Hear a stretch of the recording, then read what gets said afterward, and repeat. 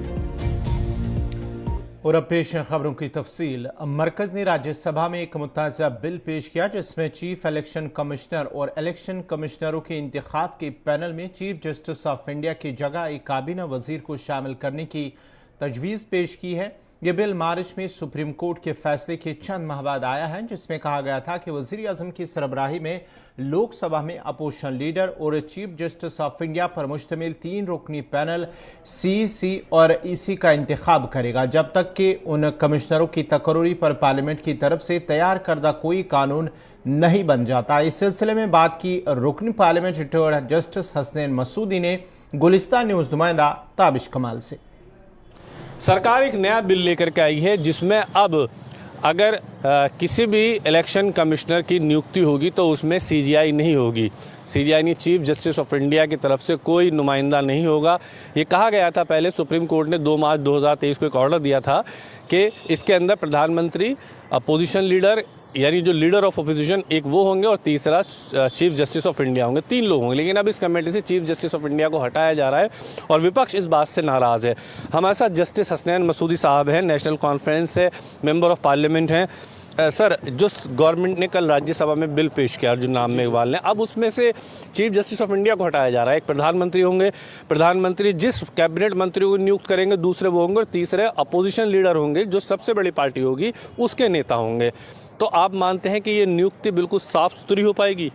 देखिए, बात ये है कि अब जैसे आप जानते हैं, आपके नाज़रीन जानते हैं, ये एक हमारा एक जमहूरी मुल्क है और इस जमहूरी मुल्क में इलेक्शन कमीशन का एक की रोल है, क्योंकि हर एक चीज़ है कि आवाम की राय होनी चाहिए हर चीज़ में शामिल, और आवाम की मुंतखब सरकार होनी चाहिए। उनके जो बिलवासा तौर पर उनके जो पार्लियामेंटेरियंस हैं या रियासतों में जो भी उनके जो असम्बलीज़ हैं, तो ये तो ताना बाना है जमहूरियत का। और जमहूरियत में जो रोल है चीफ इलेक्शन कमीशन का, वो कलीदी रोल है, की रोल है। और यहाँ पर जो चीफ जस्टिस ऑफ इंडिया की इसमें शमूलियत थी या मुजवज़ा शमूलियत थी, तो उससे क्या होता है, एक बिल्कुल ट्रांसपेरेंसी में हो जाती, एक बिल्कुल साफ़ सुथरा एक जो उनकी नियुक्ति जो होती है चीफ इलेक्शन कमिश्नर की या इलेक्शन कमिश्नर्स की, उनकी नियुक्ति वो साफ़ सुथरी होती और आवाम का एतमाद बढ़ जाता है। एक क्रेडिबल इंस्टीट्यूशन था कि जैसे मैंने आपको कहा कलीदी रोल है। जैसे अभी जम्मू कश्मीर की बात देखें, किसने इलेक्शन करना है, कहते हैं कि इलेक्शन कमीशन को करता है, वो कब करेगा उसकी है। अगर वो बिल्कुल इंडिपेंडेंटली कहे, उन्होंने ये एतराफ़ भी किया कि एक वैक्यूम है, लेकिन फिर भी नहीं हो रहा है। ये चाहिए कि हमारी जमहूरियत के को फलने फूलने के लिए, इसको ग्रो करने के लिए, हम कहते हैं कि मदर ऑफ डेमोक्रेसी है, तो उसमें जो हमारे इंस्टीट्यूशंस हैं उनकी रिस्पेक्ट होनी चाहिए। और इस इंस्टीट्यूशन में अगर चीफ जस्टिस की शमूलियत होती तो और भी ज़्यादा एतबारियत हो जाती। तो एतबारियत से कहीं ना कहीं पर वो मुतासर हो रही है इस जो तजवीज़ है। और मुझे ये उम्मीद है कि लोकसभा में, इस राज्यसभा में इस पर बहस होगी और जो मेंबरान हैं वो इसकी मुखालफत करेंगे और इसरार करेंगे चीफ जस्टिस ऑफ इंडिया होनी चाहिए, जो कि हमारे मुल्क की जो न्याय प्रणाली है, जो हमारा जस्टिस डिलीवरी सिस्टम है, उसके बिल्कुल ऊपर बैठे। सबसे यहाँ पर सवाल ये उठता है कि सरकार बहुत आसानी से इस बिल को पास करा लेगी, क्योंकि दिल्ली ऑर्डिनेंस पास कराया है गवर्नमेंट ने, तो सरकार के लिए तो कोई बड़ी बात है नहीं। तो सरकार तो इसे बहुत आसानी से पास करा लेगी और आज आखिरी दिन भी है। देखिए वो सही बात आपकी है कि उनके जो नंबर्स हैं उनकी तरफ है, लेकिन जो इसके बारे में जो इख्तिलाफात हैं, जो इसके एतराज़ात हैं, वो भी मजबूत हैं। वो क्या करें, नंबर गेम क्या करें, उससे क्या फ़ैसले हों, लेकिन ये तो रहेगा, ये तो हिस्ट्री का एक हिस्सा रहेगा। किस तरह राज्यसभा में इसकी मुखालफत की गई है, किस तरह जिस ऐवान में भी आया इसकी मुखालफत कर गई, और इस बुनियाद पर मुखालफत की गई कि ये जमहूरियत के लिए सही कदम नहीं है। जमहूरियत की जो इर्तिका जमहूरियत का है। देखिए जब हम बार बार कहते हैं कि देखिए हम कहते हैं कि जमहूरियत का रक्स इलेक्शन को, और इलेक्शन कौन कराता है? Election commission. और ये होना चाहिए कि इसको मजबूत से मजबूत तर और बिल्कुल ट्रांसपेरेंसी हो इसके सारे मामलात में। तो ये इंश्योर करने के लिए चीफ जस्टिस ऑफ इंडिया का अगर तजवीज़ थी वो तो अच्छी थी, उससे ज़्यादा एतबार बढ़ जाती। जहाँ तक जम्मू कश्मीर के चुनाव का सवाल है, असेंबली इलेक्शन जम्मू कश्मीर में होनी, लेकिन अगर उससे पहले बिल पास हो जाता है तो फिर वहाँ की नियुक्तियों पर भी यहीं का देखिए इससे तो मुतासिर होगा ना। अब ये है कि होम मिनिस्ट्री कह रही है, अभी दिन में 10 बार कहा जा रहा है कि जम्मू कश्मीर में नॉर्मलसी है, 1 करोड़ 1.5 करोड़ के करीब टूरिस्ट गए, हर चीज़ ठीक है, हर तरफ खुशी है, नया कश्मीर है। लेकिन साथ ही इलेक्शन नहीं। इलेक्शन कमीशन खुद कह रहा है कि वैक्यूम है। हम गए इलेक्शन कमीशन से मिलने के लिए, इलेक्शन कमीशन में हमने रिटर्न एक अर्जदाश्त दी कि इलेक्शन क्यों नहीं हो रही है। देखिए आप हमारे प्राइम मिनिस्टर पेरिस में कहते हैं कि जो सिक्योरिटी काउंसिल है उसका कोई अधिकार नहीं है दुनिया के मामलों में बात करने का, जबकि एक सबसे बड़ी जमहूरियत उसके साथ नहीं है, उसका हिस्सा नहीं है, मतलब परमानेंट मेंबर नहीं है। लेकिन अगर हम सवाल कहें कि आप कहते हैं कि सबसे बड़ी जमहूरियत है, लेकिन कैसे सबसे बड़ी जमहूरियत है जबकि 1.5 करोड़ लोग एक असेंबली के बगैर है पिछले 8 साल से? तो ये तो कहीं ना कहीं इसमें जो तजाद है ना, देखिए ये एक कंट्राडिक्शन है। तो जब ये अब इलेक्शन कमीशन की बात आई, इस वक्त हम इलेक्शन कमीशन से ये गुजारिश कर देते आप इलेक्शन कीजिए, और हर एक माहौल बना हुआ है, उनका खुद का एतराफ़ है, वैक्यूम है, खला है, लेकिन फिर भी नहीं हो रहे हैं। और सही आपका इशारा सही है कि जब हम अब इसमें अगर वो चीफ जस्टिस ऑफ इंडिया नहीं उनके ज़रिए बनाया, उनकी तश्कील में उनका रोल नहीं रहेगा, तो और भी फिर देखिए आपत्तियाँ होंगी, एतराज़ात होंगे, क्वेश्चन मार्क्स होंगे, सवाल निशाना होंगे। तो बेहतर रहेगा सरकार के लिए कि सरकार इसको इस दिशा में न जाए। क्या आप मानते हैं कि अगर इस तरह से एक बड़ा बिल पास हो जाता है तो क्लीन इलेक्शन हो पाएगा? देखिए क्या होगा और क्या न होने का अंदेशा होगा। देखिए अंदेशे भी अपनी जगह पर अहमियत रखते हैं। मुमकिन है कि बिल्कुल क्लीन हो, लेकिन जो अंदेशे हैं ना, क्योंकि हम कहते हैं कि सिर्फ दिखना, ये सिर्फ करना होना, भरोसा नहीं कर पा रहे हैं आप लोग। ये सिर्फ दिखना ना, ये सिर्फ होना नहीं चाहिए कोई इम्पार्शल है, ये दिखना भी चाहिए। अगर आप कोई ऐसा कदम करते हैं जिससे ये लगेगा कि नहीं आप इसके इम्पार्शल न होने का प्रयास हो रहा है, तो उससे है कि अगर फिलवाक़ा इलेक्शन कमीशन गैर जानिबदार भी हो, इम्पार्शल भी हो, लेकिन जो अंदेशे हैं ना, अंदेशे अपनी जगह पर हैं कि ये जैसे मैंने कहा कि ये सिर्फ होना नहीं चाहिए बल्कि दिखना भी चाहिए कि नहीं। भारतीय जनता पार्टी की जानिब से आज से 15 अगस्त तक पूरे मुल्क में तिरंगा रैली का इनेकाद किया जा रहा है और आज नई दिल्ली में तिरंगा रैली का इनेकाद किया गया, जिसमें भारतीय जनता पार्टी लीडरान के साथ साथ कारकुनों और आम लोगों ने भी शिरकत की, ताकि शहरियों को उनके घरों पर हिंदुस्तानी परचम लहराने की तरगीब दी जा सके। इस मुहिम के पीछे का मकसद लोगों के दिलों में हुब्बुल-वतनी का जज्बा पैदा करना और उन्हें हिंदुस्तान के सफ़र और उन लोगों की याद दिलाना है जिन्होंने इस अजीम मुल्क को बनाने में ताउन किया है। रैली में शामिल लोगों से बात की है गुलिस्तान न्यूज़ नुमाइंदा ताबिश कमाल।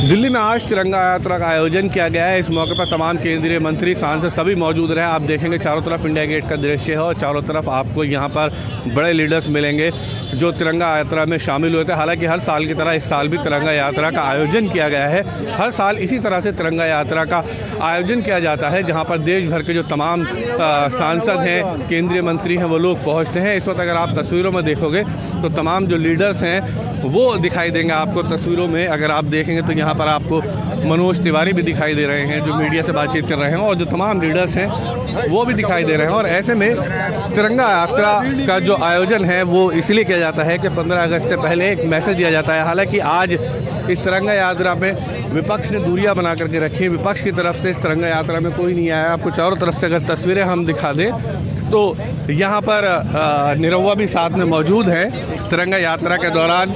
क्या कहेंगे निरहुआ, आज आप लोग तिरंगा यात्रा में आए हैं लेकिन विपक्ष नहीं है? विपक्ष इसलिए नहीं है कि ये जो तिरंगा यात्रा निकली है एक संकल्प के साथ निकली है, तुष्टीकरण क्विट इंडिया, वंशवाद क्विट इंडिया, भ्रष्टाचार क्विट इंडिया।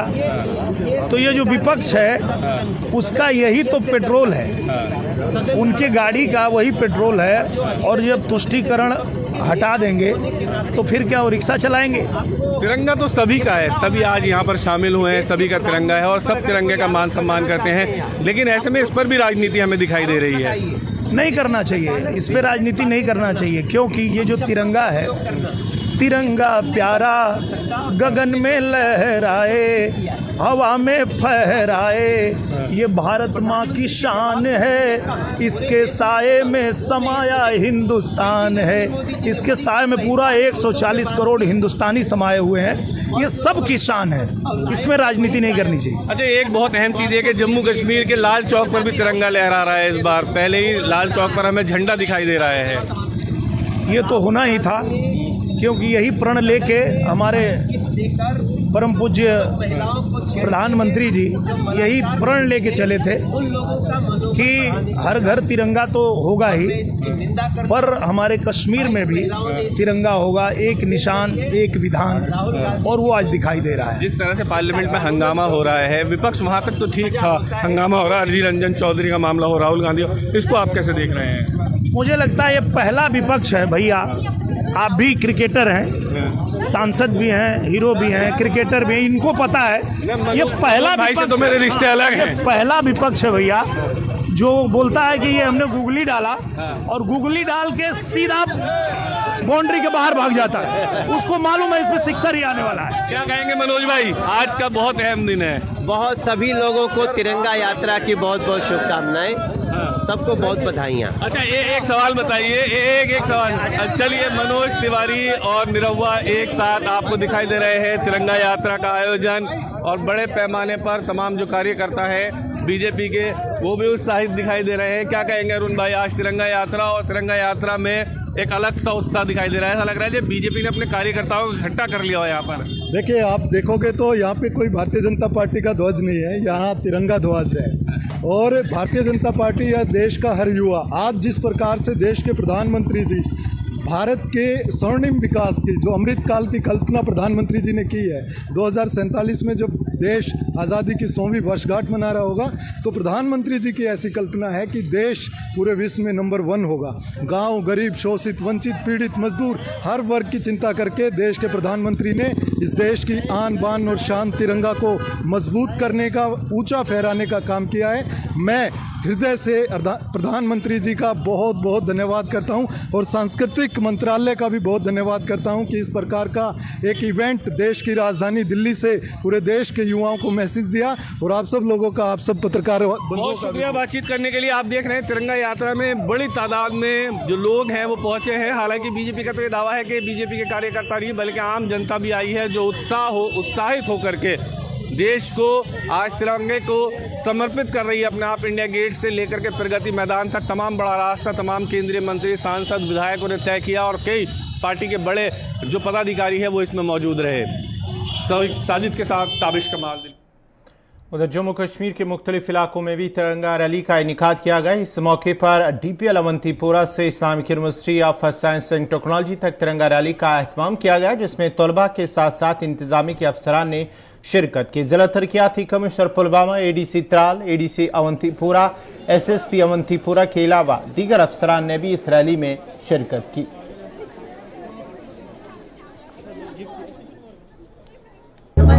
हमारा जो मेरी माटी मेरा देश कैंपेन है उसका आज तीसरा दिन है और उसमें जो दूसरे बाकी कंपोनेंट्स थे जैसे प्लॉक्स लगने थे, मार्टियर्स को जो श्रद्धांजलि देनी थी वो भी कर लिया, उसमें जो पौधे शजरकारी थी वो भी कर लिया। और आज ये हमने बहुत एक बड़ी रैली जो रखी थी अवंतीपुरा में, डिस्ट्रिक्ट पुलिस लाइन से शुरू हुई और यहाँ पे आके अवंतीपुरा यूनिवर्सिटी में टर्मिनेट हुई। जैसा कि आप देख रहे हैं इसमें पार्टिसिपेशन और पूरा एक एंथुसियाज्म है और पूरे एक फ्लड की तरह सभी स्टेक होल्डर्स इसमें पार्टिसिपेट किए इस तिरंगा रैली में। और मैं इसमें सबको मुबारकबाद देता हूँ। मेरे जो यहाँ Awantipora sub division, Tral sub division का सिविल एडमिनिस्ट्रेशन, पुलिस एडमिनिस्ट्रेशन, उसके साथ साथ सिविल सोसाइटी भी इसमें है और बाकी education, youth service and sports और आप लोग भी इसमें पार्टिसिपेट किए। So it has been a wonderful experience. खुद भी एक्सपीरियंस किया कि कैसे किस एंथुजियाज्म के साथ कितना बड़ा लश्कर था जो पेट्रियाटिक सॉन्ग्स गा रहे थे और श्रद्धांजलि अर्पित कर रहे थे। और ये फ्लैग डे का जो है एक this is one of the components of मेरी माटी मेरा देश। तो उस सिलसिले में डीसी साहब हमारे साथ शाना बशाना यहाँ तक आए। Almost it's a stretch of 3.5 kilometres from DPL to this Islamic university Awantipora. तो इसमें मैं सबसे ज़्यादा शुक्रगुजार उन लोगों का हूँ जिन्होंने इसमें पार्टिसिपेट किया, स्पेशली द स्कूल चिल्ड्रंस। 15 अगस्त की तकरीबात को खुशअस्लूबी के साथ अंजाम देने के लिए जम्मू कश्मीर में हिफाजत के गैर मामूली इकदाम उठाए गए हैं। शेर कश्मीर स्टेडियम श्रीनगर और मौलाना आज़ाद स्टेडियम जम्मू के इलाकों को फौजी छावनियों में तब्दील कर दिया गया है। शहर श्रीनगर समेत वादी के दीगर इलाकों में भी सिक्योरिटी के सख्त तरीन इंतजाम किए गए हैं। 15 अगस्त को यौम आज़ादी तकरीबात को एहसन तरीके से मुनक्कद करने के लिए जहां पुलिस की जानिब से हिफाजत के गैर मामूली इंतजाम किए जा रहे हैं, वहीं शहर श्रीनगर में भी सिक्योरिटी बढ़ा दी गई है। दरअंदाजी के वाक़यात रूनमा होने के पेश नज़र सरहद पर मजीद फोर्सेस तैनात कर दी गई हैं। किसी भी नाखुशगवार वाक़े को रोकने के लिए फोर्सेस को 24 घंटे मुतहरिक रहने के अहकाम सादिर किए गए हैं, जबकि शहर श्रीनगर में फ़िज़ाई निगरानी के लिए ड्रोन खदमात हासिल की जा रही है और मुख्तलिफ मकामात पर पुलिस और CRPF एहलकारों की जानिब से नाके लगाकर गाड़ियों की बारीक बीनी से चेकिंग की जा रही है, जबकि मुसाफिरों के शनाख्ती कार्ड चेक किए जा रहे हैं और उनसे भी तलाशी ली जा रही है। 15 अगस्त के मौके पर मुल्क भर की तरह जम्मू कश्मीर में भी तकरीबात का इनेकाद होगा। सबसे बड़ी तकरीब शेर कश्मीर स्टेडियम श्रीनगर में मुनक्कद होगी, जहां lieutenant governor Manoj Sinha march past पर सलामी लेंगे और गार्ड ऑफ ऑनर भी पेश करेंगे।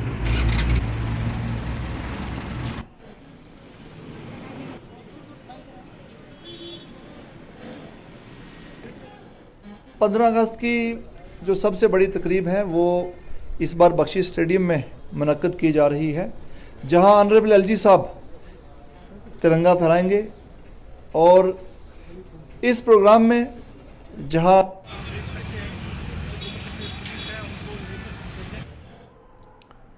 कंडी कुपवारा के लोगों ने DC ऑफिस कुपवारा के बाहर खामोश एहतजाज किया। जिस दौरान एहतजाजियों ने इल्जाम आयद करते हुए कहा कि DDC मेंबर ने मकामी कब्रिस्तान की दीवारबंदी के लिए रकम वागुजार की थी, ताहम कुछ शरपसंद अनासिर इस काम में रुकावट डालने की कोशिश कर रहे हैं। उन्होंने कहा कि अगरचे ज़िमन में नायब तहसीलदार ने भी काम के लिए निशानदेही की हुई है और 10 कनाल अराजी इसका रिकॉर्ड निकला है, और आज जब ठेकेदार ने काम शुरू किया तो कुछ लोगों ने इस काम को रोका।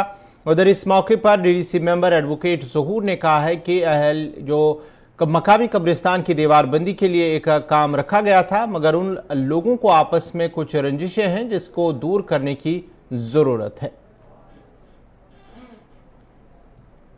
चूँकि कंडी पे मूची महला गरीब महला ग्रेड आमुत ना ये एल इस्लाम फेंसिंग जन ये तक DDC साहबन दुतमुत अत पोस कह त्रिमत तो अत लगे कम चूँकि रात आ पे अत कह गर यह गो यह रुकावट अत काम मज कर खड़ा चूँकि यह दर्ज 10 कनाल बाज़ाब्त एहल इस्लाम अत खसर नंबर 227 अत मन एहल इस्लाम दर्ज चूँकि रुकावट कर अत बह कर 2-4-5 कह मुलाजिम तत मज कह बत क्या मफाद अत मज अत डून कुल वुन कुल अत मज डून कुल सान त मगर रुकावट दिवान यह काम कर कह वो रात नायब साहब तर्न तथ तम कर तथ मार्किंग अंद डिमार्केशन तर्नस पे आव आज ठेकेदार साहब तथ काम कर कह मजबूर DC साहबस नश ग अगर यह गंडन क्या दिवान तम खास नफरी यह गाशर यह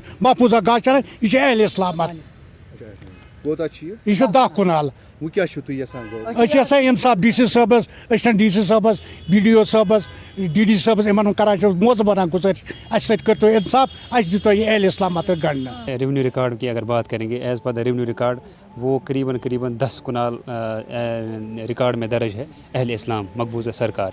तो उसमें हमने पैसा वागुजार करवाया क्योंकि ये महला है इन्होंने पिछले 2 साल से ये मुझे डिमांड कर रहे थे हमारे लिए ग्रेव यार्ड की फेंसिंग रखें। अब फाइनली मैंने ये प्रपोज़ किया था अपने प्लान में, इसमें मैंने 2-4-5 लाख रुपए रखा था।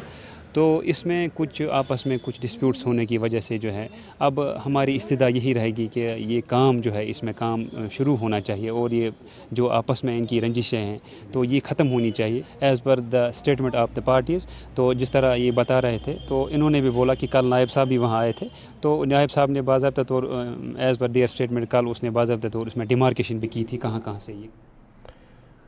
अवंतीपोरा चौन से एमज अवंतीपोरा तक की राबता सड़क इंतहाई खस्ताहाली का शिकार हुई है। मकामी लोगों का कहना है कि सड़क पर तकरीबन 5 साल पहले काम शुरू किया गया था जो कि अभी भी नामुकम्मल है। लोगों का कहना है कि सड़क पर गाड़ियों की आवाजाही बहुत ज़्यादा है जिसकी वजह से सड़क पर धूल उठने से लोगों को, खासकर बच्चों बुजुर्गों को मुश्किलात पेश आ रहे हैं, जबकि उठने वाली धूल से बीमारियां फूट पड़ने का खतरा लाहक है। उन्होंने कहा कि कई बार इंतजामिया और मुतल्लिका महकमे से अपील की गई है कि सड़क पर मैगडम बिछाया जाए, लेकिन महकमा टस से मस नहीं हुआ।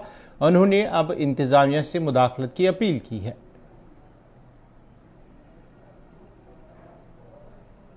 लतीफ़ अहमद हारो रोजान अवंतीपोरा बिलाल कॉलोनी।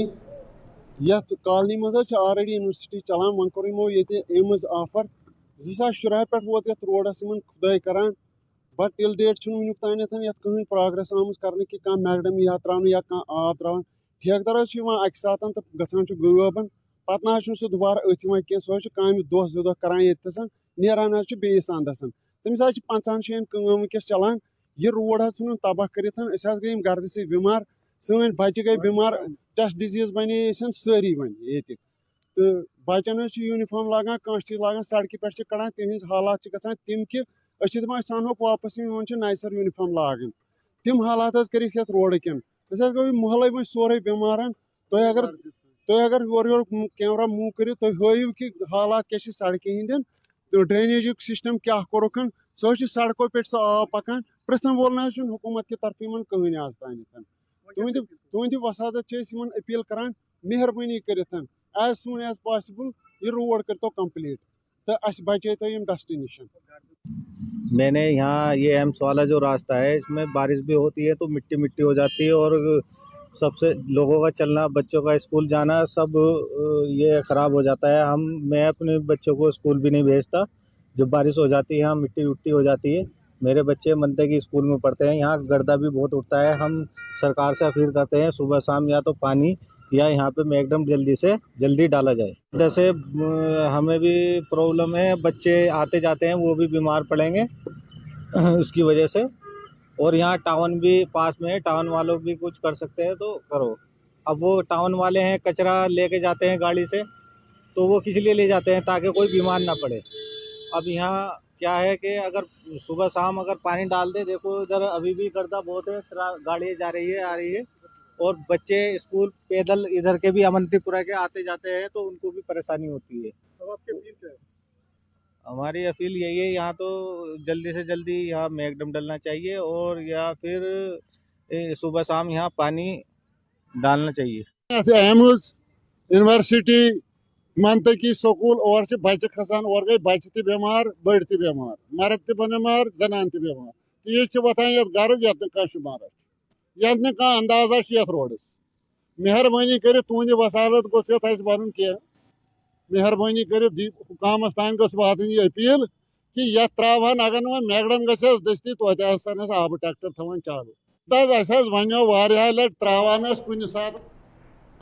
महकमा उमूर सारिफीन की तरफ से पटगाम के रायार खान साहब में एक खबरदारी प्रोग्राम मुनक्कद हुआ है जिसमें महकमे से वाबस्ता अफसरों के अलावा DDC PDC मेम्बरान के अलावा SDM और जॉइंट डायरेक्टर के साथ साथ इलाके के लोगों ने शिरकत की। इस मौके पर लोगों ने राशन कार्ड के साथ साथ राशन की कमी के हवाले से महकमे से भी शिकायत दर्ज की। शायद सेटअप लिया है और एक इनिशिएटिव लिया है गवर्नमेंट ने कि जितने भी राइट्स है under national food security act को लोगों को, आवाम को जितने भी एक्ट ये राइट्स है, इस एक्ट के ज़रिए वो कौन कौन से ये सहूलियात फराहम कर सकते हैं और कौन किन किन चीज़ों का वो फ़ायदा ले सकते हैं। और हमारे सब डिवीज़न में एक दूर दराज इलाका है रयार। आज ये रयार में ये एक अवेयरनेस प्रोग्राम इनकाद किया है food and civil supply department ने। एक बहुत ही अच्छे लोगों की बहुत बड़ी शिरकत थी और इसमें यही है कि किस तरह से आपको राशन कार्ड हासिल करना है, अगर राशन कार्ड नहीं है, और आपको कितना शुगर मिल सकता है, आपको कितना चावल मिल सकता है, और आपको कौन कौन सी सहूलियात फराहम हो सकती है डिपार्टमेंट की ओर से। तो इसी गरज से ये एक अच्छा एक सेमिनार मुनक़द हुआ है यहाँ। मैं मुबारकबाद देना चाहता हूँ डिपार्टमेंट को कि उन्होंने इस दूर दराज इलाके में इस प्रोग्राम का इनकाद किया है और लोगों की बहुत बड़ी शिरकत थी। ये अच्छी खुशाइंद सेटअप है एक। नाजरीन, इसी के साथ ये उर्दू खबरनामा इख्तिताम पज़ीर हुआ चाहता है। अपने मेज़बान गौहर कुछ को इजाज़त दीजिए। अल्लाह।